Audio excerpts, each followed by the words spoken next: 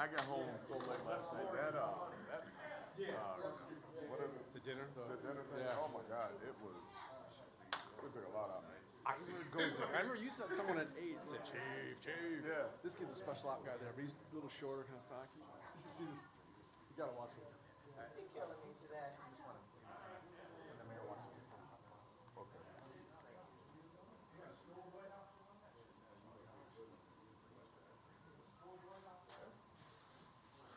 Mic check, mic check. 1 2 1 2. Mic check. 1 2 1 2.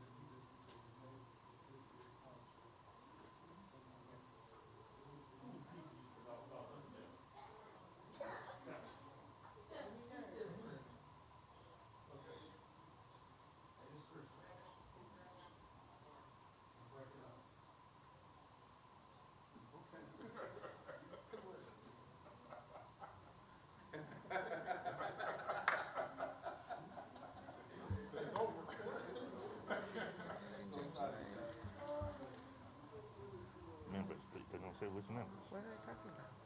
Police raid. Oh, okay. I didn't know. Okay. You good, man, with audio?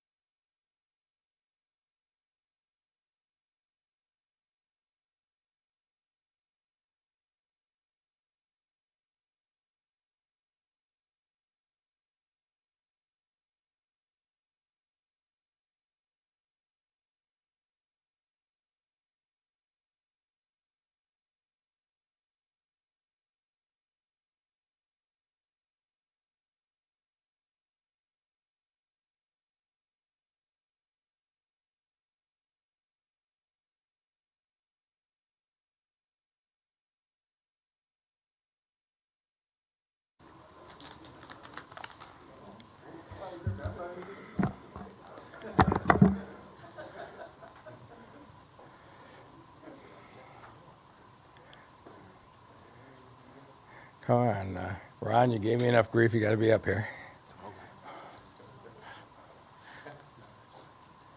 We got everybody?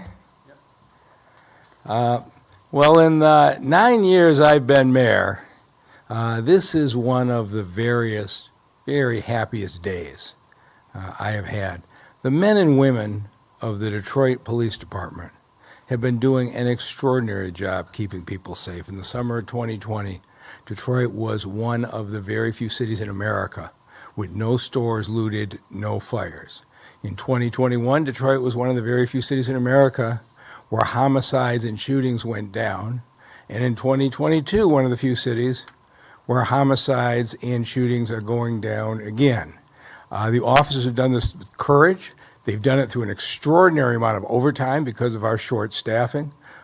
What they did this summer to keep us safe is remarkable, which is why I am glad to say that we are finally able to offer a contract that gives our officers the kind of raises they deserve and at least gets them competitive with most of the surrounding communities.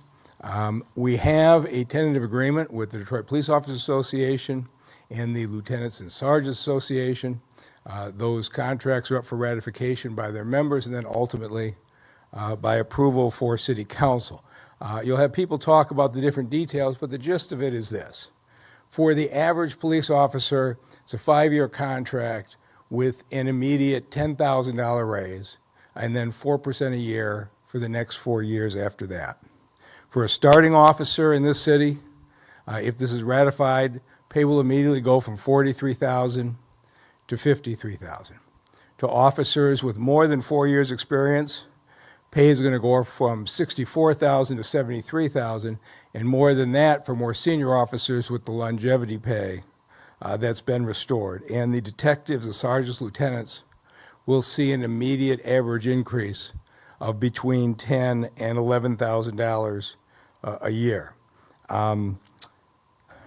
We've come a long way. When I started, starting salary for the police officers in 2014 was $28,000.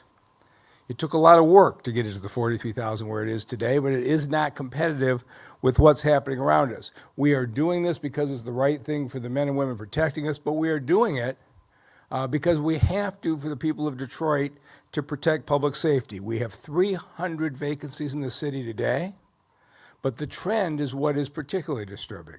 In August and September, we've lost 72 officers, 2/3 of them to other police departments, mainly in the Detroit suburbs. At that rate of departure, even with full academies, this city is going to get significantly less safe. And so what we had to do was have a plan because public safety is the #1 responsibility of city government. We could not pay for it out of federal American Rescue Plan money. That money is gone in 2024. We had to do this out of ongoing city revenues, which made it all the more challenging. And I'm happy to say today that this will be paid for entirely from the growth in income tax revenues for the city of Detroit that will be there for the next 5 years. And to explain how we got it done now and why we couldn't do it before, I got to take you through a little bit of details on what is called the Revenue Estimating Conference. So when Detroit went into bankruptcy, the state of Michigan passed a law with the Financial Oversight Commission, as everybody knows. But that law said the city cannot spend more than a revenue estimating panel says is available, because the way Detroit got into bankruptcy was the mayor and council took in $1 billion a year in revenue, spent $1.1 billion until nobody would loan them money anymore. And the state put in this protection of this Revenue Estimating Council that includes a University of Michigan economics professor, includes the state treasurer. And so we can't spend more than they certify. Every year in February, there is a Revenue Estimating Conference. They give us the numbers, and then council adopts a budget in April that starts in July. And this last February, they said the income tax revenues were $316 million. There's a second conference, which this year was held September 12th. And that conference certified a dramatic increase. In February, I thought the Revenue Estimating Conference was wrong because we had seen significant rises in income tax revenues, but they said it's only been a matter of months. We aren't sure if there's something going on with the timing, the collections. We can't certify this long term. But month after month, we're seeing the city of Detroit economy recover.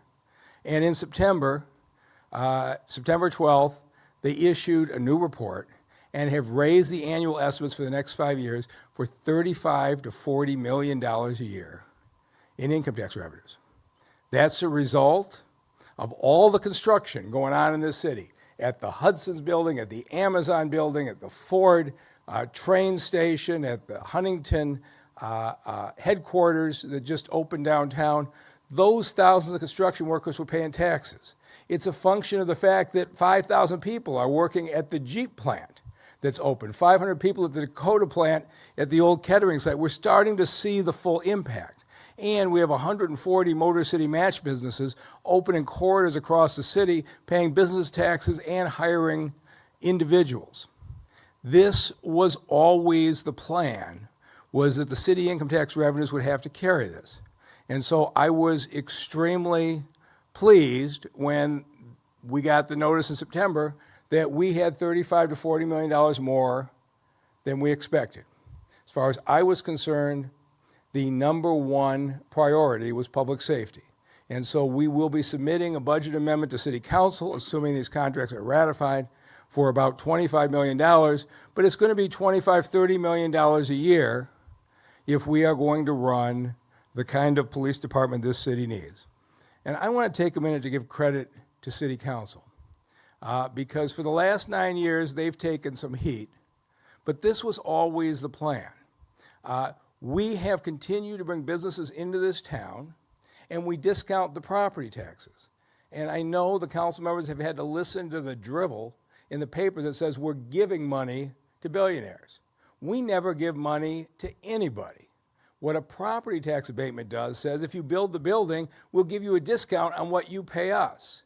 And the reason we give you a discount on the property tax is because we believe when Detroiters go to work, we'll have a whole lot more money for city services from the income taxes. That strategy has worked. The reason we have $35 to $40 million more a year for city services is because of the council members who had the courage to bring those businesses back into the city. And I want you to think about how remarkable this is. You've got a bunch of empty office buildings right now, people not coming to work. Our numbers say we're losing $30 million a year in income taxes because of people who aren't in the offices. When those people come back to the offices, these numbers are going to increase again. But there's no arguing with the results. At this point, the city of Detroit is not only recovering, we're driving the economic recovery for the state of Michigan. And I'm very proud of what we've done. Some people that I want to thank: Hakeem Berry, our Chief Operating Officer, who spent months negotiating this and did a terrific job. Steve Watson, our Budget Director, who very happily came down and showed me the Revenue Estimating Conference numbers and then sat down and figured out how we could afford to do this. Katrina Patillo, the HR Director for the Detroit Police Department, who's extraordinary. She filled me with so many charts of what the other departments were paying and where we were losing people to, that she said to me, if you can't do a $10,000 immediate raise and 4% a year, don't bother making a contract, because that's what I need to fill these 300 positions.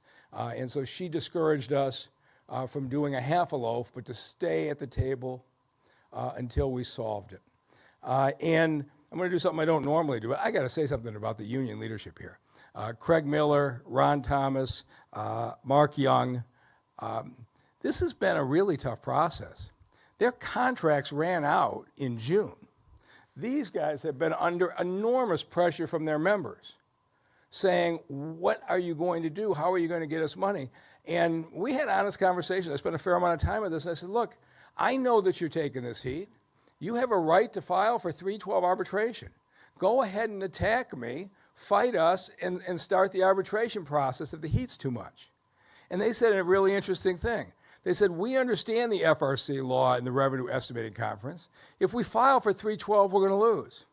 All we'll do is raise false hope for our members. They said, we can handle the heat. We are staying at the table until we together find a solution. That's not the negotiating method most people take, but they have delivered the largest wage increase for Detroit police officers in the city history in the way that they conducted themselves, and their members ought to know that they very intentionally did the right thing.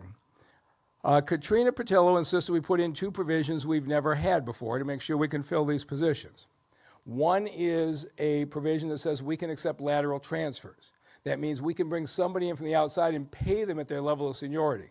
The reason we are losing so many officers is they'll take a 3 or 4 year officer from Detroit and pay them as a 3 or 4 year officer in the suburbs. But we've never done the reverse. If you come here, we make you start at step one, which means if an officer from another city wants to come here, we started them out at $43,000, no matter how experienced they were. With the new provision we've agreed to on the laterals, a 4 year officer from another department will be able to transfer to the city not at $43,000, but a minimum of $73,000, which gives us a whole different level of flexibility to accept experienced people from other places. And the second thing is, while I don't begrudge at all the suburban departments who recruited our fine officers, the thing I do resent is we have seen some departments who have taken advantage of our academy system, that nearly every other department in this state will not run its own training academy. They require a candidate to already have a 6-month academy certification when they walk in, which means for the most part you have to pay for your own training academy. We've had some other departments say, go to Detroit. Don't tell them you're coming to us. Let Detroit pay for your academy for 6 months, and then after you get out, come on over to our department. I deeply resent it, and I am really glad that we have an agreement in this contract that will allow us to offer the academy training on a scholarship basis and will allow us to recoup the money that we subsidize for people who leave us after a short time for other departments. With those two measures, I think it's going to dramatically speed up our ability to fill these 300 positions and get a full contingent of police officers in the city of Detroit for the first time in a long time. Throughout this process, Chief James White has been a nonstop advocate for these pay raises. And the day he saw the revenue estimating conference numbers and knew he had money, he said, I'm not letting this get away. He sat at the table himself for hours to get this thing closed, to make sure that the officers didn't miss this opportunity. And while the city is doing a pretty good job of responding to 911 calls and violence, I tell you what I see every day. I see people speeding down side streets. I see people just running red lights. We do not have enough officers in patrol cars in neighborhoods. And filling these 300 positions will give a police chief those kinds of resources. So let me now introduce the happiest man in the city of Detroit today, Chief James White. Thank you, sir. Good morning. This is a tremendous day, historic day for the city of Detroit and this amazing police department. I've always said we've got the best police department in the country, and now with this deal, this tentative deal, we are treating them as such. We are giving them a pay increase that's going to certainly change the game for us with recruiting, retention, and give them the opportunity to provide for their families and do some of the things that they want to do. I appreciate the overtime, but we know overtime is not the answer. You have to have time to spend the money, and being able to recruit and do the things that we're going to do is super exciting. I just want to thank a few people. The mayor's really hit on every single area that I was going to speak on, but I want to thank, as the mayor indicated, this incredible union leadership, both DPOA and LSA, sitting at the table for hours to get this deal done and asking real questions and really bringing their membership's issues to the forefront and making sure that we spend the time to address line by line every issue that they brought to the table, and being smart enough to understand the moment and seizing the moment and not getting lost in that moment, all while taking tremendous criticism for the pace in which this thing was going. I also want to thank the senior leadership team Assistant Chief Fitzgerald, who was really the team lead on this, Assistant Chief LaValle, Deputy Chief Franklin Hayes, Assistant Chief Eric Ewing, spending hours and hours on this project and in ensuring that we, again, maximize the opportunity that the mayor provided us. And the mayor, thank you, Mr. Mayor. Thank you for your commitment, continued commitment to law enforcement. You know, we forget sometimes that we're uniquely positioned in Detroit, having a former prosecutor as our mayor.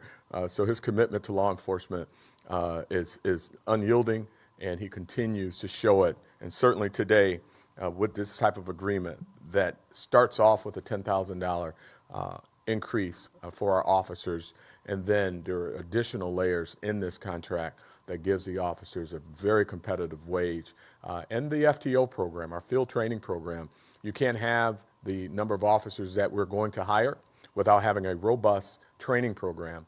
And there's money here to pay our trainers separate and apart from patrol, something that we didn't have in the past. And to put this in context, right after the bankruptcy, I think our numbers, our starting pay was somewhere around $28,000 a year, give or take a couple dollars. I had it with me.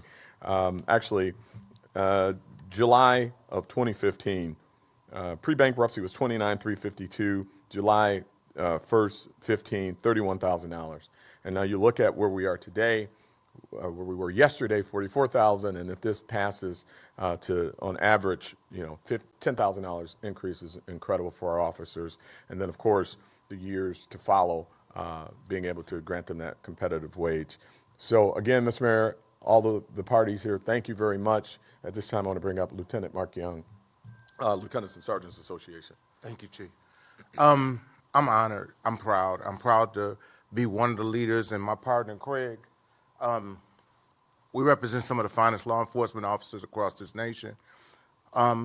Sometimes you hear some negative things about the city of Detroit, but I'm gonna tell you something. The Detroit Police Department is highly respected across the great departments. Mr. Mayor, I thank you. I thank you, Mr. Mayor. It was important for our negotiations to not be a fight publicly. We see enough violence. It was important for us to all come to the table, and I thank you, Mr. Mayor, Chief, and the senior management team for listening. We got to a point where we had an understanding, and we all want the city to be great. This is one of the greatest cities on the planet. It's one of the greatest cities because I and my people risk their lives to keep it safe for the people here. All we want is this to be a better place for people to live, work, play, and socialize. I'm already receiving calls from people trying to come back to our department, which is a good sign. And as the wheels turn and we turn the tide on recruitment, retention, and the violence, we'll see a greater city that I think we'll all benefit from. Chief, I cannot say enough about you. When you stepped in the room, you was a game changer. You and your senior management team, you listened, and I have great respect for you. We want to do a great job for you because we know what your interest is, and that's the city. I appreciate you, sir. Thank you. And I also want to thank Katrina Patillo, very dynamic HR director, and Hakeem Berry from the mayor's staff, really being willing to listen and talk through all of the hurdles that we came across. Just to put this in some context for you, this tentative deal occurred a couple days ago. Been working through some things to finalize some pieces of it. And as things happen, some of the aspects of it started to leak. Already, as of yesterday, I had 5 officers hand walk to my office a request to return to the police department. That's the impact. 5 officers from suburban agencies hand walk a personal letter to me asking could they return to our department. At this time, I'm going to bring up Craig Miller from the DPOA. How's everybody doing today? Right now, I want to thank myself and my members would like to thank the mayor and the chief. We love working for this department. We love the city of Detroit, and we're proud to go out here and do public safety for the citizens of the city of Detroit. and we'll be here for a long time for you. So we do appreciate the support that they gave our membership, showing them that they do love them, they do want them to work here, and we appreciate it. Thank you. At this time, we'll take any questions. A couple ones real quick. Any details on recruitment at Academy? How long? It just says shortly after graduate. What's the actual time limit? How long do they have to stay on the department before they don't have to? You know what I mean? You graduate the Academy, is there a time that they have to stay on DPD before they can leave? And how does that work? Is it 3 years? So, yeah, we'll have that in the next few months. There is a bill, I think, about to pass Lansing, which will give us even broader authority. I think it's on the Senate floor at this point. And so the exact details, we will release as soon as we know whether that legislation gives us all the authority we want or this contract will give us a fair amount. So I'd say the next few months we'll have those details. Okay, and the last question I had is there any, have you crunched any numbers about how much you're gonna save in overtime? You know what I mean? Because you're paying a lot of overtime now because you don't have the bodies. If you get these, have you done any crunching as far as that goes? Yeah, we do that every day. I mean, we're a data-driven agency. We know that we've got 300 openings that causes overtime, obviously. As Mayor indicated, you know, we know that we've got to get into the neighborhood. Certainly response to police runs is primary, but there's also proactive policing that occurs as these cars go up and down the neighborhood streets. You know, people see the police car, they may make different decisions. We've got people who are speeding through our community, you know, recklessly, which causes injury to our community. So when you do all those things and you do that layered approach, you get those people hired in, there's going to be a significant impact to overtime. I don't have the hard numbers right now. I've got some projections that I really don't want to make public, but I think it's going to be considerable. Thanks, sir. All right, thank you very much. We have one Oh, more we do have question. one, I'm sorry. We have a question from Tim Pamphlet, Channel 4. Can you all speak to what's happening with the personal indemnification? Nothing. I mean, it's not part of the contract. We also have a question from John Hewitt. Do we have a timeline for the ratification and council approval? Well, I think they're scheduled to ratify within a week, and then we send it over to council, and I think council has up until, Council will act when they act. okay. So we're hopeful quick. Thank you. We know this. We know council has openly said that they want a competitive contract for our officers, as recent as a public hearing last week. So we think and are hopeful they'll be as excited as we are, and we're confident that they will be. All right. Thank you very, very much. All right. All right. Good luck. You guys can win that vote.